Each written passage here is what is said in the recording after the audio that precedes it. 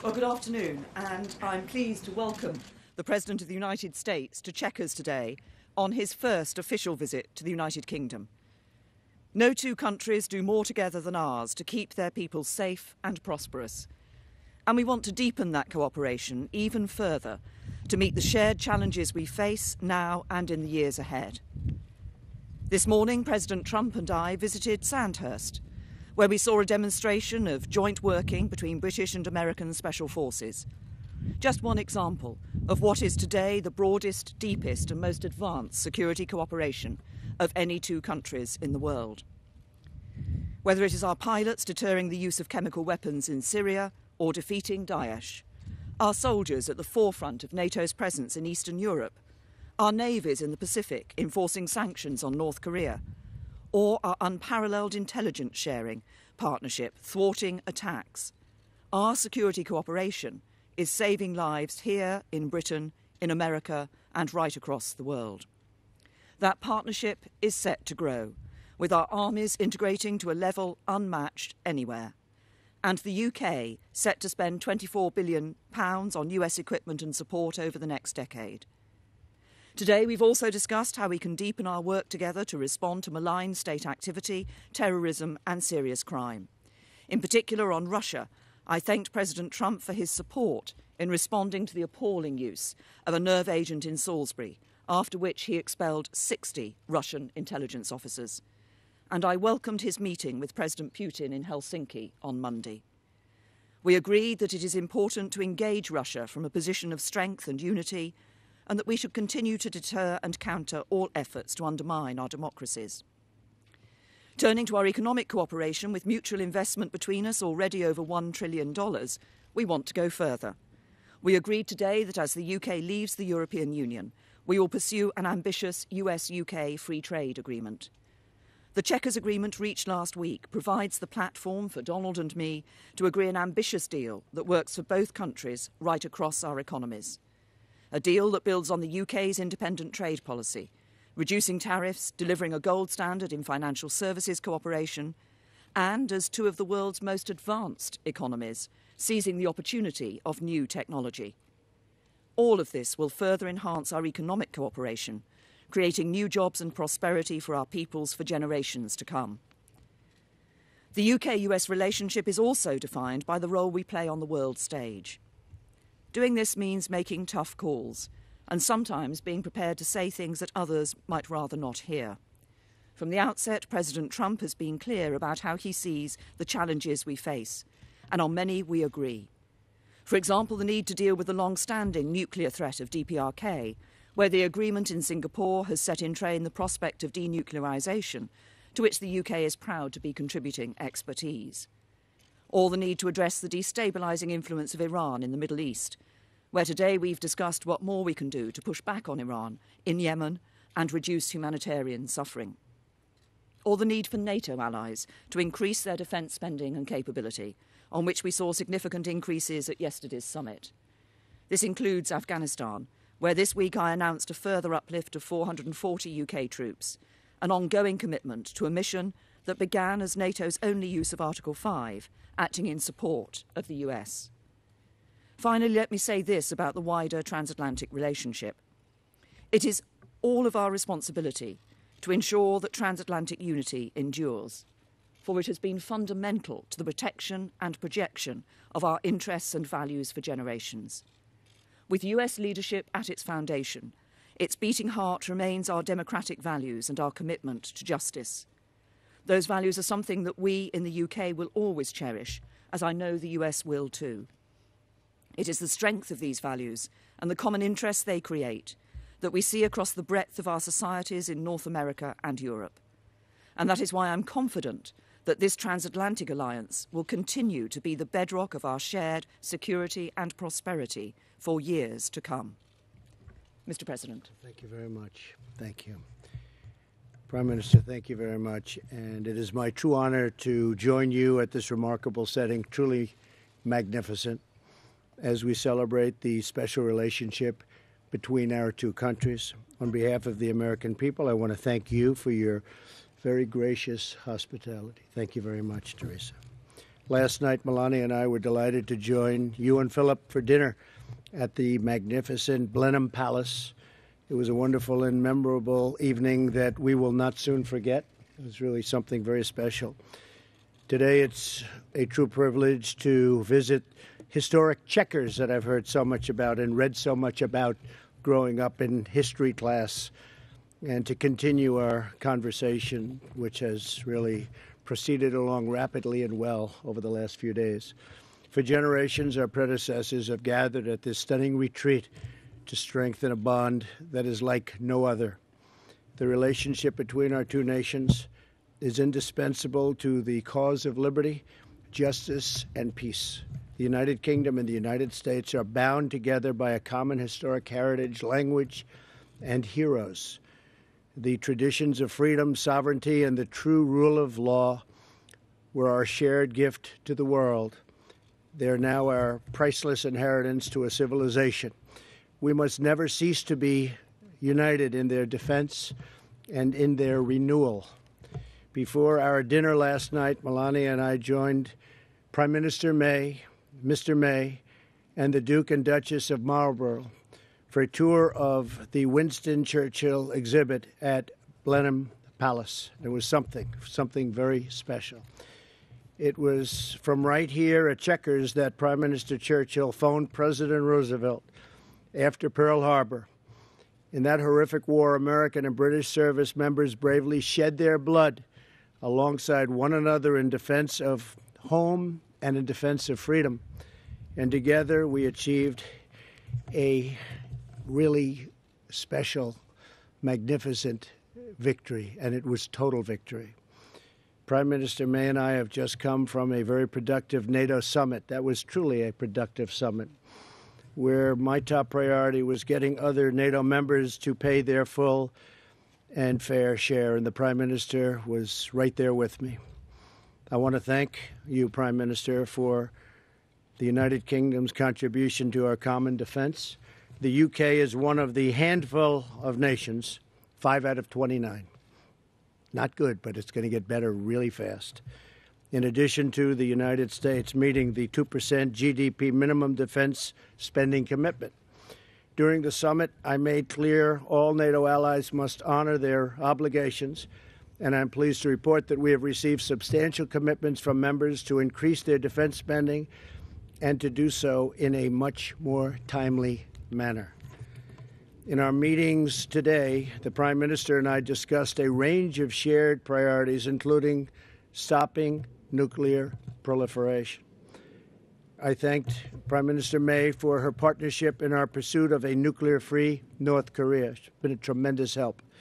The Prime Minister and I also discussed Iran. We both agree that Iran must never possess a nuclear weapon, and that I must halt, and we must do it, and I'm going to do it, and she's going to do it, and we're all going to do it together. We have to stop terrorism. It's the scourge. We have to stop terrorism, and we have to get certain countries, and they've come a long way, I believe. The funding of terrorism has to stop, and it has to stop now. I encourage the Prime Minister to sustain pressure on the regime, and she needed absolutely no encouragement, because she, in fact, also encourages me. And we're doing that, and we're doing that together, very closely coordinated. The United Kingdom and the United States are also strengthening cooperation between our armed forces who serve together on battlefields all around the world. Today, the Prime Minister and I viewed several U.S.-UK Special Forces demonstrations. We saw some demonstrations today, frankly, that were incredible. The talent of these young, brave, strong people. We saw it at the Royal Military Academy at Sandhurst. Seamless cooperation between our militaries is really just vital to addressing the many shared security threats. We have threats far different than we've ever had before. They've always been out there, but these are different, and they're severe, and we will handle them well. We also recognize the vital importance of border security and immigration control. In order to prevent foreign acts of terrorism within our shores, we must prevent terrorists and their supporters from gaining admission in the first place. Border security is a national security problem. And in the United States, we are working very hard to get the Democrats to give us a couple of votes so we can pass meaningful and powerful border security. I also want to thank Prime Minister May for pursuing fair and reciprocal trade with the United States. Once the Brexit process is concluded and perhaps the UK has left the EU, I don't know what they're going to do, but whatever you do is okay with me. That's your decision. Whatever you're going to do is okay with us. Just make sure we can trade together. That's all that matters. The United States looks forward to finalizing a great bilateral trade agreement with the United Kingdom. This is an incredible opportunity for our two countries, and we will seize it fully. We support the decision of the British people to realize full self-government, and we will see how that goes. Very complicated negotiation and not an easy negotiation, that's for sure. A strong and independent United Kingdom, like a strong and independent United States, is truly a blessing on the world. Prime Minister May, I want to thank you again for the honor of visiting the United Kingdom, a special place. My mother was born here, so it means something maybe just a little bit extra, maybe even a lot extra. And we had a wonderful visit. Last night, I think I got to know the Prime Minister better than at any time. We spent a lot of time together over a year and a half, but last night we really, I was very embarrassed for the rest of the table. We just talked about lots of different problems and solutions to those problems, and it was a great evening. As we stand together this afternoon at Chequers, we continue a long tradition of friendship, collaboration, and affection between ourselves and also between our people. The enduring relationship between our nations has never been stronger than it is now. So, Madam Prime Minister, thank you very much. It's been an honor. Thank you. Thank you, Theresa. Thank you, Mr. President. Thank you. Thank you. Now we will. We're going to take 4 questions each. I'll start off with Laura. Thank you very much, Prime Minister and Mr. President. Laura Kunsberg, BBC News. Mr. President, you seem rather to have changed your tune from what you said earlier this week when you said that on the current Brexit plan, that would probably kill the possibility of a trade deal with the UK. Our countries are meant to have a special relationship, yet you publicly criticised the Prime Minister's policy and her personally for not listening to you this week. Is that really the behaviour of a friend? And Prime Minister, isn't the problem for you that some of the things Mr. Trump has said about your Brexit plan are right? It will limit the possibilities of doing trade deals easily in the future. Can you also tell us how it felt for him to criticise you in the way he did in that interview? Well, maybe I'll go first because I didn't criticize the Prime Minister. I have a lot of respect for the Prime Minister. And unfortunately, there was a story that was done, which was, generally fine, but it didn't put in what I said about the Prime Minister. And I said tremendous things. And fortunately, we tend to record stories now, so we have it for your enjoyment if you'd like it. But we record when we deal with reporters. It's called fake news. We solve a lot of problems with the good old recording instrument. But what happens is that, look, the Prime Minister, as I really just said, she's going to make a decision as to what she's going to do. The only thing I ask of Theresa is that we make sure we can trade, that we don't have any restrictions, because we want to trade with the UK. And the UK wants to trade with us. We're by far their biggest trading partner. And we have, just a tremendous opportunity to double, triple, quadruple that. So if they're going a slightly different route, and I know they do want independence, it's going to be independence. It's just your definition. But if they're going to go a certain route, I just said that I hope you're going to be able to trade with the United States. I read reports where that won't be possible. But I believe after speaking with the Prime Minister's people and representatives and trade experts, it will absolutely be possible. So based on that, based on just trade in general and our other relationship, which will be fine.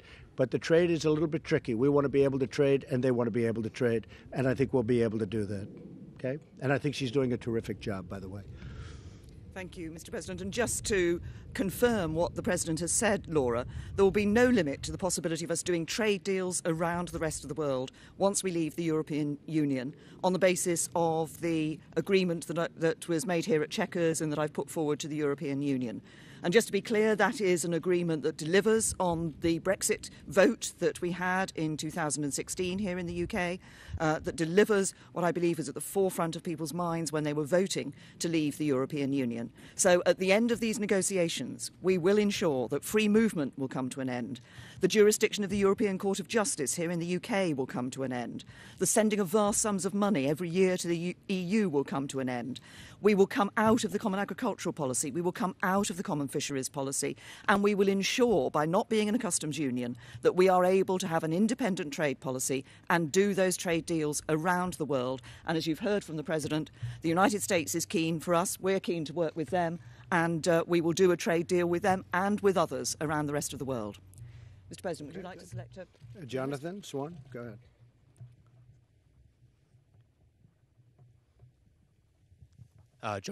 Jonathan Swan from Axios. Mr. President, two questions, if I may. The first one, now your British trip is coming to a close. Could you tell us the 3 or 4 things you hope to achieve in your meeting with Vladimir Putin? And the second question, what's the benefit to America of having tens of thousands of American troops stationed in Europe? Thank you. So I'll be meeting with President Putin on Monday. We go into the meeting with a tremendous meeting that we had with NATO. Most of you have reported it correctly. It was certainly it was testy at the beginning, but at the end everybody came together and they agreed to do what they should do, and actually what they've committed to do, which you fully adhered to. You didn't have a problem, but some people did. And we left that meeting, I think, probably more unified and wealthier as a group than ever before. So we go in strong. We'll be talking to President Putin about a number of things. Ukraine. We'll be talking about Syria. We'll be talking about other parts of the Middle East. I will be talking about nuclear proliferation because we are massively, you know what we've been doing. We've been modernizing and fixing and buying, and it's just a devastating technology. And they likewise are doing a lot.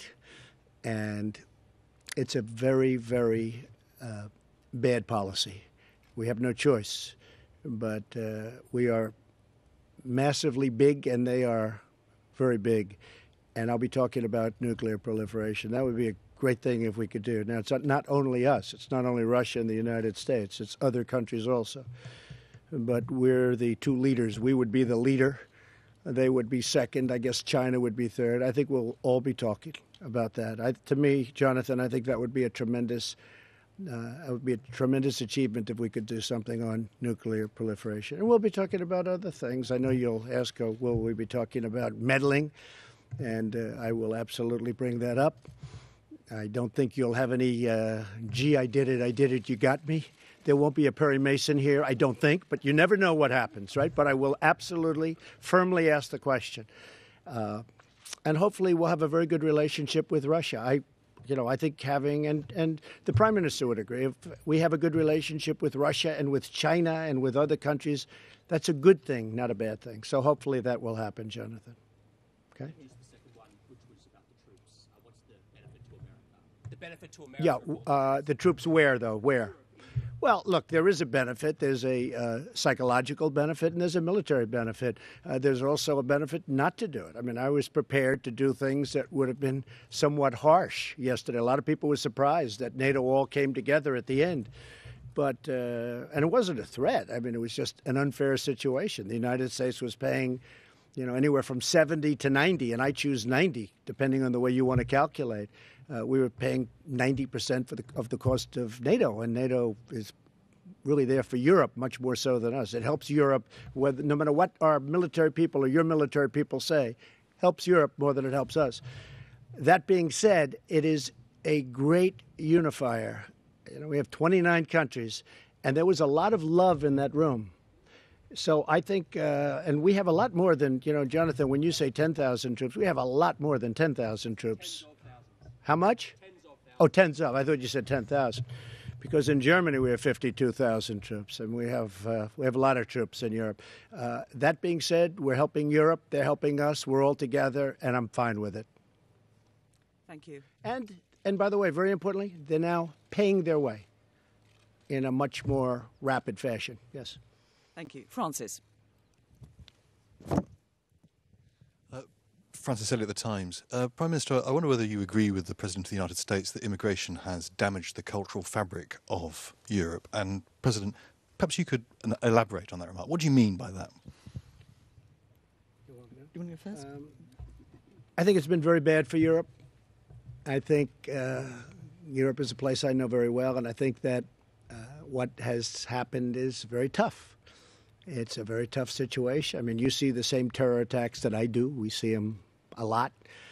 We just left some incredible young men and women at Sandhurst, and they were showing us cells, and they were showing us things that, frankly, 20 years ago nobody even thought about, probably a lot more recently than that nobody even thought about. I just think it's changing the culture. I think it's a very negative thing for Europe. I think it's very negative. I think having Germany, and I have a great relationship with Angela Merkel, great relationship with Germany, but I think that's very much hurt Germany. I think it's very much hurt other parts of Europe.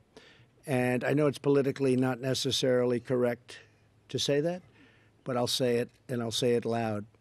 And I think they better watch themselves, because you are changing culture, you are changing a lot of things, you're changing security. Look at what's happening. I mean, you take a look. I mean, look at what's happening to different countries that never had difficulty, never had problems. It's a very sad situation. It's very unfortunate, but I do not think it's good for Europe, and I don't think it's good for our country. We're, as you know, far superior to anything that's happened before, but we have very bad immigration laws. And we're doing incredibly well, considering the fact that we virtually don't have immigration laws. We have laws that are so bad, I don't even call them laws. I call them, it's just like you just walk across the border. You walk across the border, you would put one foot on the land, and now you're tied up in a lawsuit for 5 years. It's the craziest thing anyone's ever seen. So I would just make that recommendation to Europe. I've made it very loud and clear. I made it yesterday. 29 countries total, and that's the way I feel.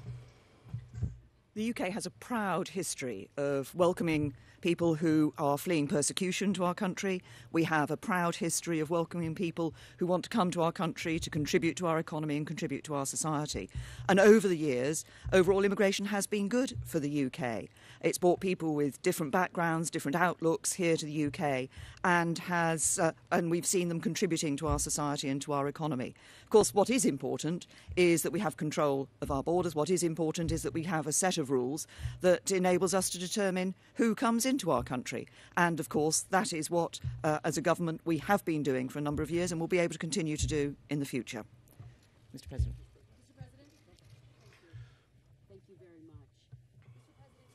Spent the week taking on NATO allies, criticizing Prime Minister May on her own soil. And I wonder are you giving Russian President Vladimir Putin the upper hand heading into your talks, given that you are challenging these alliances that he seeks to break up and destroy?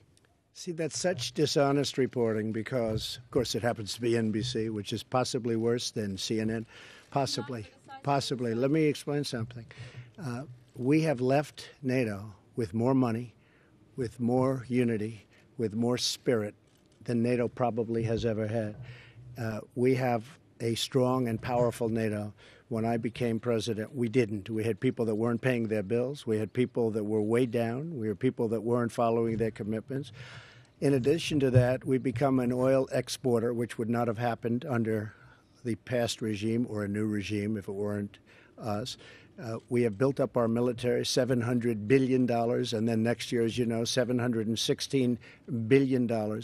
When you look at what we've done in terms of Russia, I guarantee whoever it is in Russia, they're saying, oh, gee, do we wish that Trump was not the victor in that election. We have been far tougher on Russia than anybody, and probably than, look, I'm not going to go down 100 years, but certainly we have been extremely tough on Russia, including the fact that when the Prime Minister called, when they had a horrible thing happen right here, very close by, she asked, would I do something, and maybe I'd let you tell the number, and it was far greater than anybody else, including the Prime Minister. We expelled how many people? 60. Yeah, 60.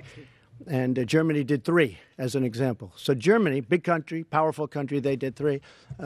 The fake news doesn't want to talk about it. So it really is. We have been very strong on Russia. Now, with all that being said, if I had a relationship with Putin, I don't know him. I met him twice, maybe 3 times, 2.5 times. Most of you were there when we did. We met him at the G20. And if we could develop a relationship, which is good for Russia, good for us, good for everybody, that would be great. If I had a relationship with China, you know, we're in a big trade situation with China, as an example, where we're behind every year for many years, $500 billion. It's just not going to happen anymore.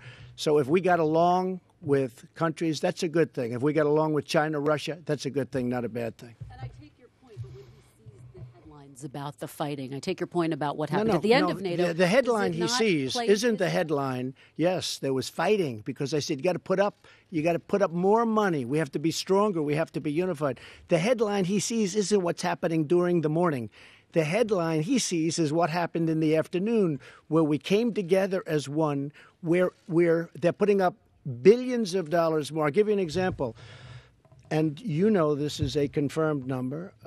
$34 billion more was raised since I became president in NATO. That means that the other 28 countries have put in $34 billion more into NATO. Do you think Putin's happy about that? I don't think so. But we have a lot of false reporting in this country. I don't think you have that in your country, do you, Prime Minister? Okay, go ahead. Ask the Prime Minister. I'd like to ask you a question as well. President Trump told The Sun, I think the deal she is striking on Brexit is not what the people voted for. Is he wrong? Are you offering up a Brexit light? And I wonder if we could get your reaction to him saying that Boris Johnson would be a great Prime Minister.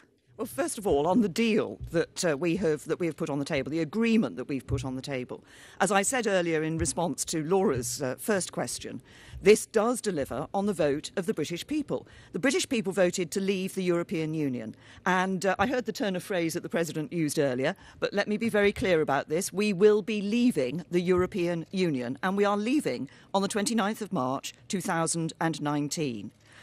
As we leave the European Union, we will be delivering on what people voted for, an end to free movement, an end to sending vast amounts of money to the European Union every year, an end to the jurisdiction of the European Court of Justice here in the United Kingdom, coming out of the common fisheries policy, coming out of the common agricultural policy, and ensuring by coming out of the customs union that we can have an independent trade policy that enables us to negotiate trade deals with the United States and with other countries around the rest of the world.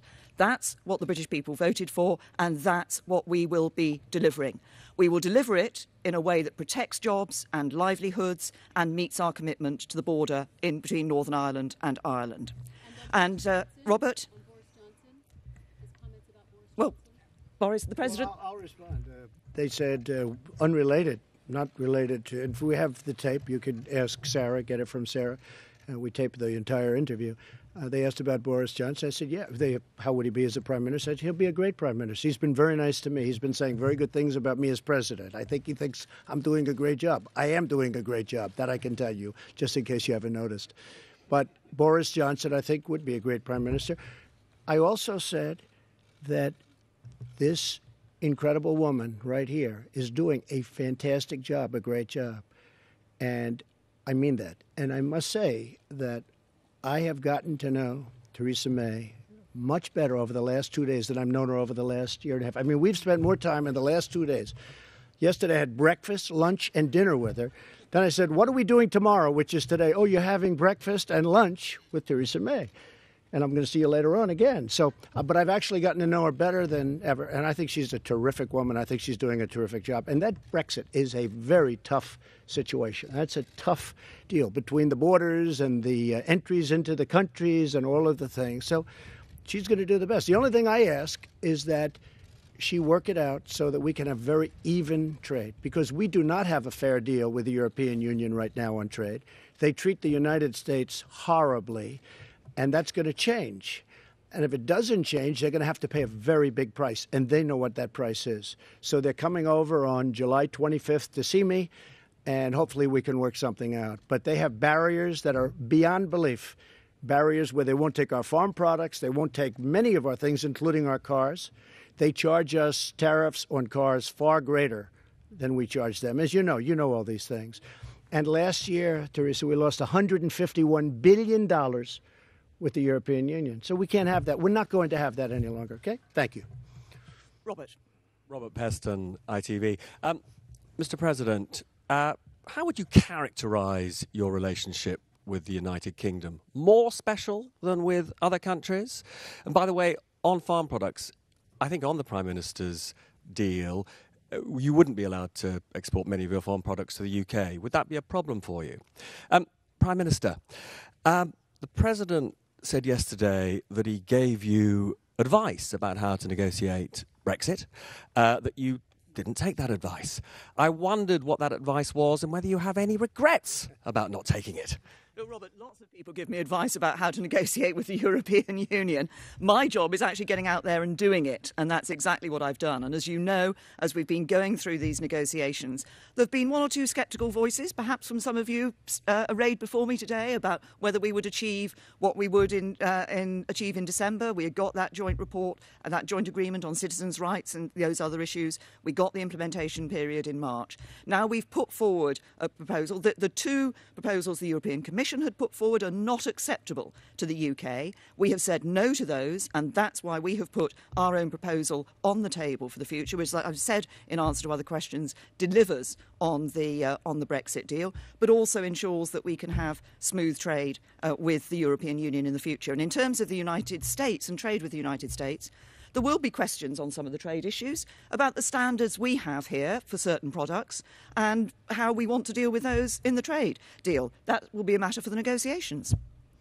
So I would say I give our relationship in terms of grade the highest level of special. So we start off with special.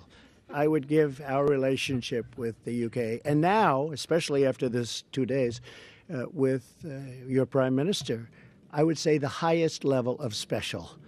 Now, am I allowed to go higher than that? I'm not sure. But it's the highest level of special. They're very special people. It's a very special country. And as I said, I have a relationship because my mother was born in Scotland. So very important. As far as the advice, I did give her a suggestion. I wouldn't say advice. And I think she found it maybe too brutal. And that's okay, because I could see that. But I don't know if you remember what I said. But I did give her a certain amount of... I gave her a suggestion, not advice. I wouldn't want to give her advice. I'd give her a suggestion. I could fully understand why she thought it was a little bit tough. And maybe someday she'll do that. If they don't make the right deal, she might very well do what I suggested that she might want to do. But it is not an easy thing. Look at the United States, how the European Union has taken advantage systematically of the United States on trade. It's a disgrace. So it's not an easy negotiation. Since you attacked CNN, can I ask you a question?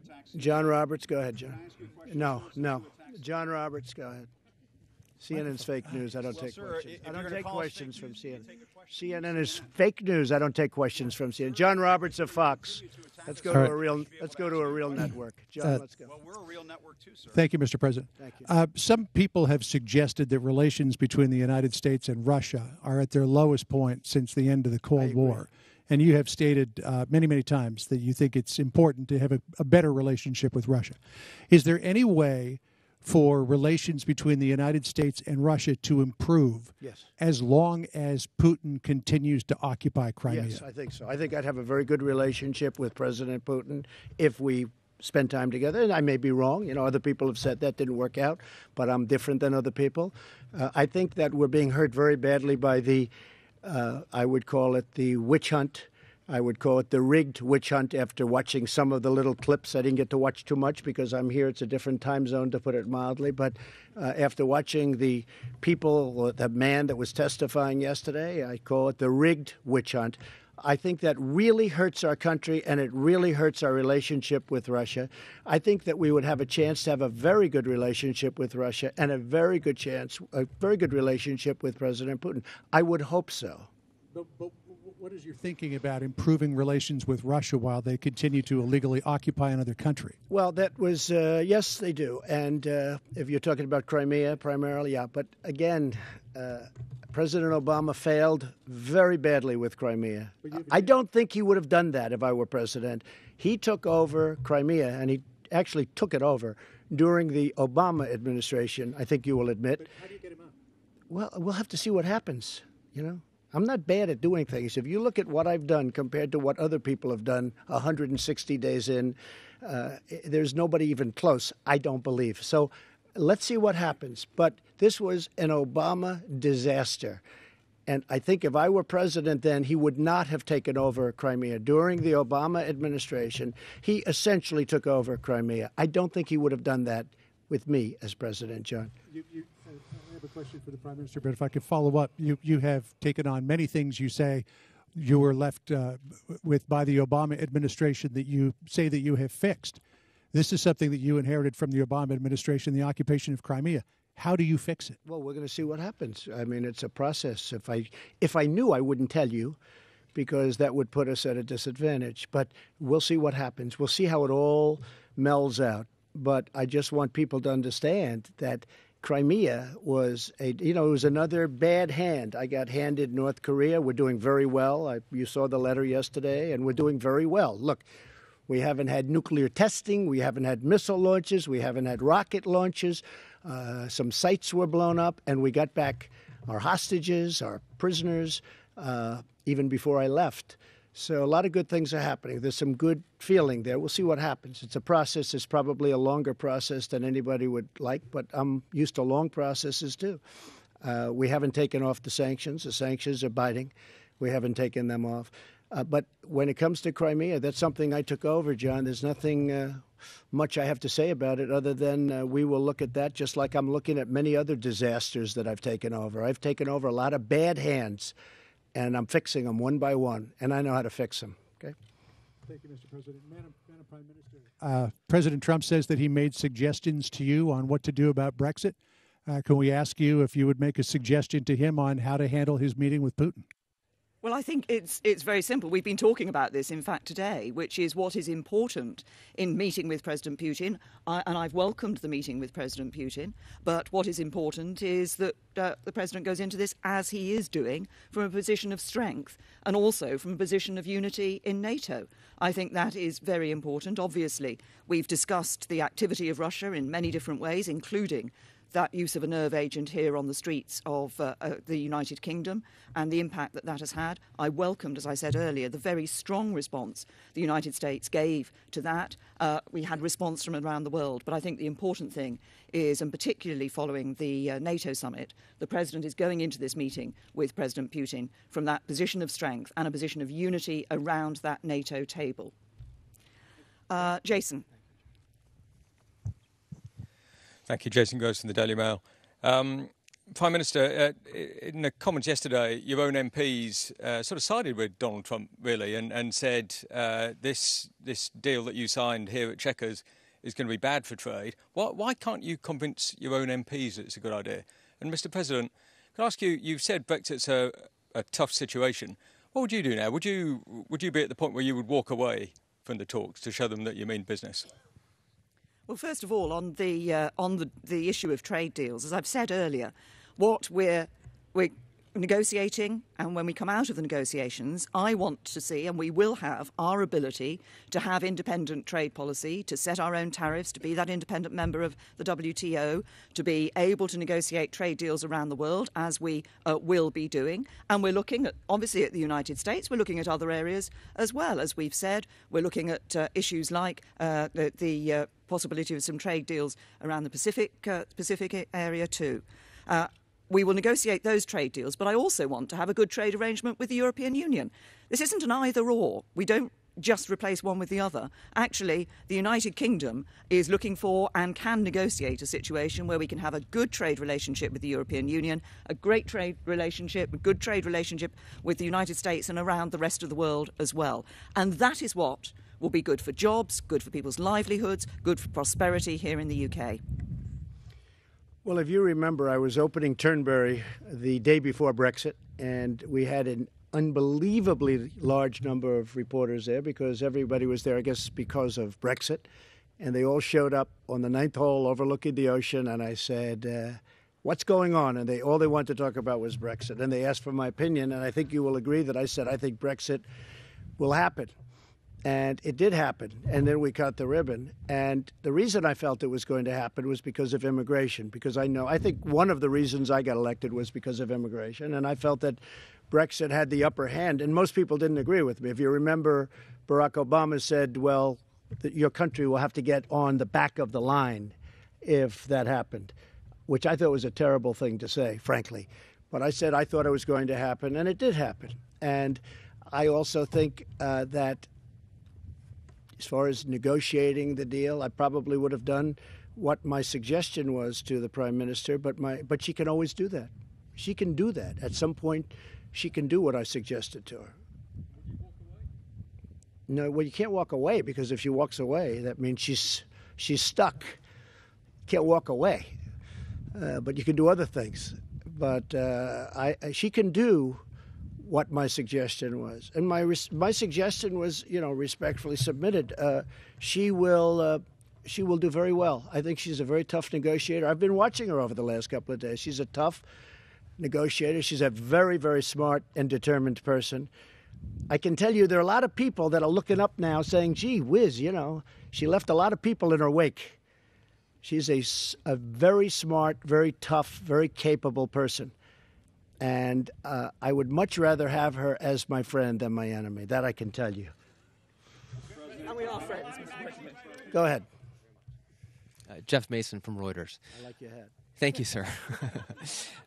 Mr. President, as good without it too. Good head of hair. Good solid head of hair. I don't have a good solid head of hair, but thank you, exactly sir. What you have, Jeff. Going into your meeting.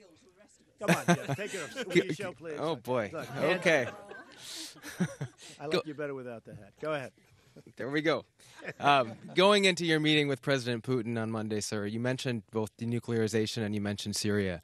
Can you say exactly what your message will be to him on Syria? What would you like him to say, especially given Assad's gains in the country recently? And also, and on denuclearization, can you spell out a little bit how you expect that to happen in terms of treaties and in terms of talks? Well, it'll be a slow process. Don't forget, we're not the only ones that have nukes, and it would be a slow process. But for the world, it would be us, and it would be others would have to come along simultaneously, obviously.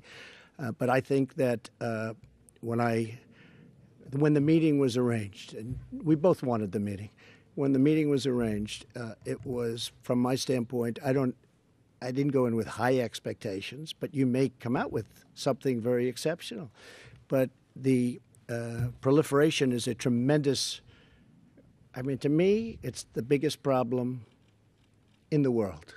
Nuclear weapons, biggest problem in the world. I understand nuclear. Look up Dr. John Trump at MIT. He was my uncle, many, many years a professor. I used to talk nuclear with him, and this is many years ago. It's the biggest problem, in my opinion, this world has, nuclear weapons. So if we could do something to substantially reduce them, ideally get rid of them. Maybe that's a dream. But certainly it's a subject that I'll be bringing up with him. And it's also a very expensive thing, but that's the least important. So if we can do something. But I didn't go in, and I was telling the Prime Minister before, I didn't go in with high expectations. We do have a political problem where, in the United States, we have this stupidity going on, pure stupidity.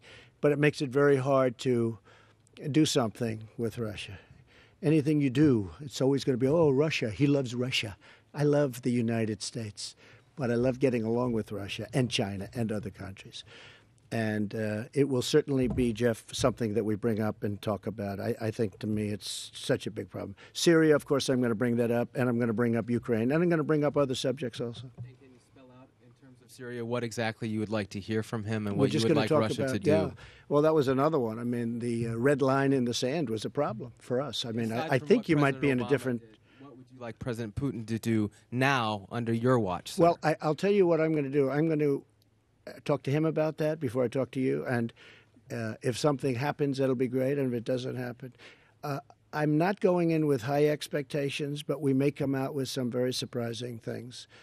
But relationship is very important, and having relationship with Russia and other countries, as I said a number of times, is, and I've been saying actually for years, and I've been certainly saying it during my campaign, having relationships with other countries is really a good thing. I think that I can't really overestimate how big the meeting was yesterday with NATO. We went with something that really was an unfair situation to something that's unified. I mean, they had spirit. Those people were getting up, and in the end, well, we are committing, and we're, you know, they can't go, you know, it's not like they can go immediately back. They have to go through their parliaments and their congresses and their representatives and whoever, whatever form they have, but they have to go through an approval process. But I'll tell you what, every single person in that room was gung-ho to get it done, get the money in. And even before that, as you know, $34 billion, and I think that the Secretary General, Stoltenberg, who's doing a terrific job, by the way, he said yesterday that because of President Trump, we've taken in $34 billion more for NATO. And I think the number is actually much higher than that, but $34 billion more, at least. And again, that's nothing that my opponent would have done. My opponent would have just kept going down. You know, it was going down. You see what was happening over the years. The numbers were going down. Now the number's way up, and now it's going way up higher. And that was, and he will tell you that, that was because of me. Prime Minister May, the president during his time in Brussels expressed concern about a pipeline between Russia and Germany. Do you share those concerns? And to follow up on some of the questioning from my colleagues in the British press and on the American side, did you feel undermined by President Trump's comments in The Sun about your Brexit plan and about Boris Johnson? No, look, I'm very clear that our Brexit plan will deliver on what the British people voted for, and we've had an excellent discussion here, as I've said, about, and as President Trump has said, about the possibility and the intent that we both have to have an ambitious trade deal going forward. And I think that's exactly where we'll be going, and that's very important for both of our countries. Actually, we have stood shoulder to shoulder with the United States in so many different ways over the years as a result of our special relationship, and we will show that even further through the trade arrangements that we will put in place in the future. And I have to just to finish off, Jeff. Just to finish off, I have to say, I said to that paper, The Sun, and they seem like two very nice people. But I said that Theresa May is one of them's nice, but I said, she said, sitting here. Oh, good. Where is that person? Where? Did I say nice things about Theresa May, please? Oh, good? Okay, if you reported them, that's good. Okay, where? On the internet? I said very good things. Thank you very much for saying that. No, I said very good things about her. I didn't think they put it in, but that's all right. They didn't put it in the headline. I wish they put that in the headline. That's one of those things. And she's a total professional, because when I saw her this morning, I said, I want to apologize because I said such good things about you. She said, don't worry, it's only the press. I thought that was very professional. I might add, well, that's called being, oh, don't worry. They've been doing it to me and I do it to them. I do say, though, the pipeline, you asked about the pipeline. To me, it is a tragedy. I think it's a horrific thing that's being done, where you're feeding billions and billions of dollars from Germany primarily, and other countries, but primarily from Germany, into the coffers of Russia, when we're trying to do something so that we have peace in the world. I think it's a horrible thing that Germany's doing. I think it's a horrible mistake. And as much as I like Angela, I was very open in saying it. I think it's a horrible thing that you have a pipeline coming from Russia. And I believe that Germany's going to be getting 50, 60, or even I've heard numbers of 70% of their energy coming in from Russia. And how can you be working for peace and working from strength when somebody has that kind of power over your country? I don't think it's good. You're not working from strength. You've given up all of your strength. I think it's very bad for Germany, very bad for the German people, and I don't think it's very good for NATO. You want to know the truth, so, okay? We've we said we would take 4 questions each, and we've taken 4 questions each. just on the pipeline issue on the Nord Stream, we've been talking to the Germans about this. We've been talking to other countries within the European Union about this. And while we continue to sit around the EU table, this will be something that will be discussed at the European Union table. And obviously we'll make our views known there. Mr. President, thank you. Can you share your views with us?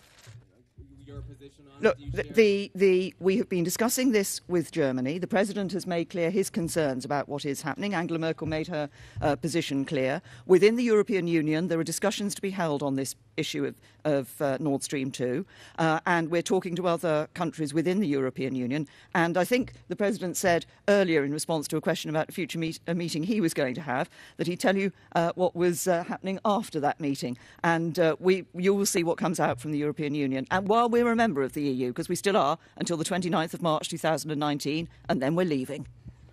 Thank you very much. Thank you. Thank you. President, will you tell Putin to stay out of U.S. elections? Yes. Thank you.